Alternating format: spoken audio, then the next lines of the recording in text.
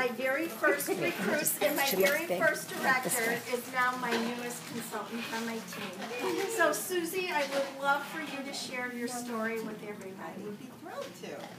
I just want to go back in time, just a few years ago. I've actually been in direct sales since the time I was 5 years old. My mother was in direct sales, so I grew up in the business, and honestly never thought that I personally would get involved in it, but you know, I have 4 kids, and one thing led to another.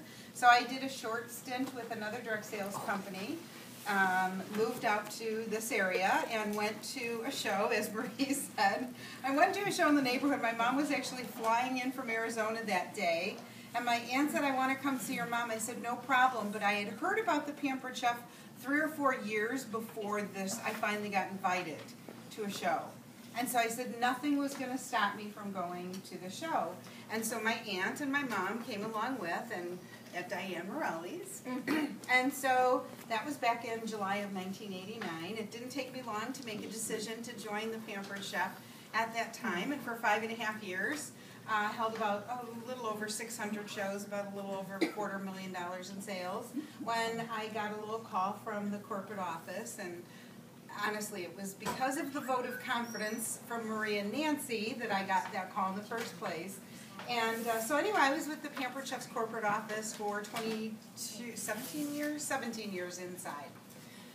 And left there in 2010. I took a year to become a student of today's direct selling world because it's different. We were just chuckling over here because there was no internet. There was no email.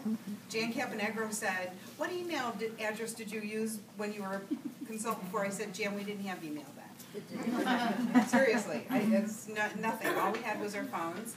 And so anyway, I took a little time to become a student of today's marketplace. I actually even did a little bit in network marketing so that I could understand that concept of direct sales. And then a little over 1.5 years ago, I went back into corporate America. I lasted 5 months in one position, and I couldn't take it anymore. And then I've been with the company that I just left. Last week, Wednesday, was my last day.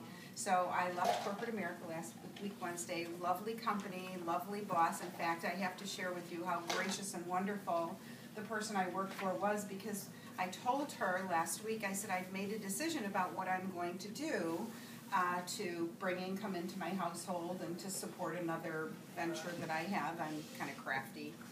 And so I said, I'm going back to the Pampered Chef. And she said, oh, good. She said, you know, I was thinking that that would be a perfect fit for you because I know how much you love to cook and I know how much you love that company. Mm-hmm. This is really important because I left a direct selling company, you know, and so at no time did she say, I think you should be doing parties for us or anything like that. So I'd actually been in conversation with Nancy Jo for a little bit of time, but I wanted to share with all of you why I made the decision to come back here. Don't think for 1 minute that with my experience and my exposure and all the companies that I'm in connection with, because I have a great network of people that I've had the pleasure of knowing, that I didn't look at other companies, because I did. Absolutely I did. And so when it came down to it, what I was looking for was a company that I could be passionate about. I could be passionate about the products. I could be passionate about the people. Some of the best friends and the people that mean the most to me are my Pampered Chef friends. And, you know, when I left the Pampered Chef, I was really, that was the only thing that I ever cried about, was the fact that I might not ever see my Pampered Chef friends again.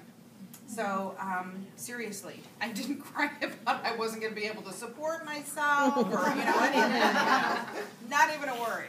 So, needless to say, as I was looking at things, one of the reasons that this company is the place to be, in my opinion, is because they are investing in the technology, the resources, and the tools that will take us into the next generation. Because the way we all did business back in 1989 is nothing like how it's done now.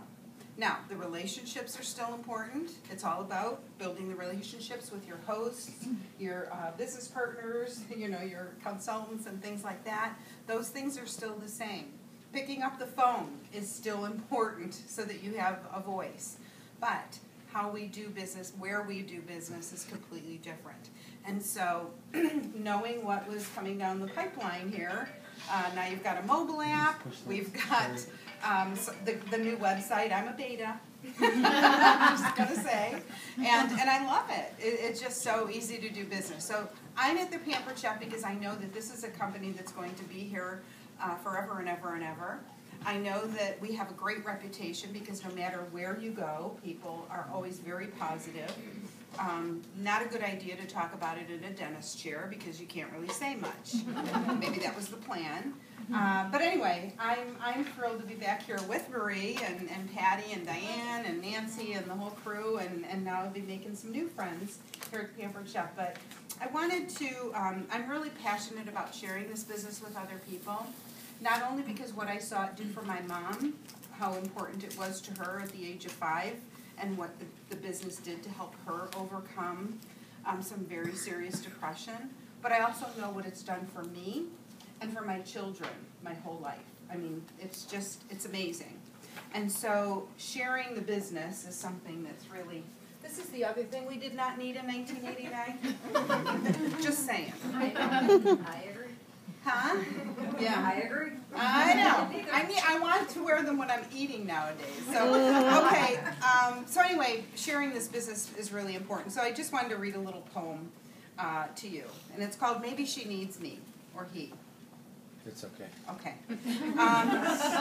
It had been a long day. I was finishing a task. And as I hurried past her, a little voice said, ask. Oh, not today, I told myself. I'm tired and it shows. Besides, I might look foolish, and she'd likely just say no. While drifting off to sleep that night, I saw her face again. I wondered what her life was like, her needs, her dreams, and her pain. What if she'd just been waiting for a break and open door? Was the Pampered Chef the opportunity she'd been praying for? I saw the trip she might not take, the jewelry she might not wear, because I would not take the risk to stop, to ask, to care. So what if what I offer is not her cup of tea? That's a choice for her to make. How selfish can I be? When all my dreams are realized, I don't want to have regrets. For the lives I wouldn't touch and change, the no's I did not get. Oh, let me live from now, and let my mission be, not to think, do I need her, but think she might need me. So I just want to close with that.